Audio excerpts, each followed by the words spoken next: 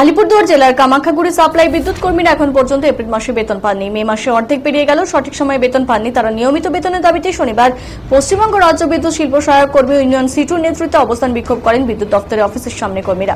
অবস্থান বিক্ষোভে বিদ্যুৎ দপ্তরের অ্যাসিস্ট্যান্ট ইঞ্জিনিয়ার বিদ্যুৎ কর্মীদের আশ্বাস দেন শনিবার 3টের মধ্যে তাদের বেতন দেওয়া হবে। এরপর তারা আন্দোলন তুলে নেন।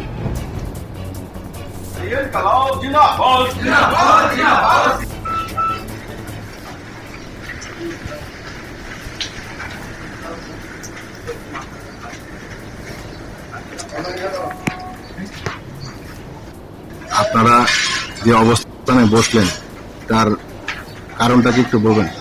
দেখেন, আমরা তো অ্যাকচুয়ালি চাই না যে কোনো পাবলিকের কোনো অসুবিধা হোক। আমরা সবাইকে লাইন পরিষেবা দিতে আমরা প্রস্তুত, কিন্তু আজকে মাসের 18 তারিখ যে পরিমাণে আমাদের বেতন ধার্য করা আছে তা দিয়ে আমাদের এক মাস তো দূরের কথা, 15 দিন চালানো খুব সমস্যা করতে হয়।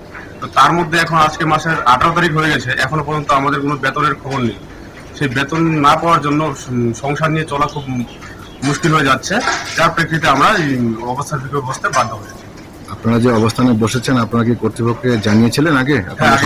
আগে কর্তৃপক্ষকে আমরা চিঠি করেছিলাম, তো তারপরে আজকে কালকে বলতে বলতে আজকে 4-5 দিন হয়ে গেলে এখনো কোনো সদস্য আমরা পাইনি।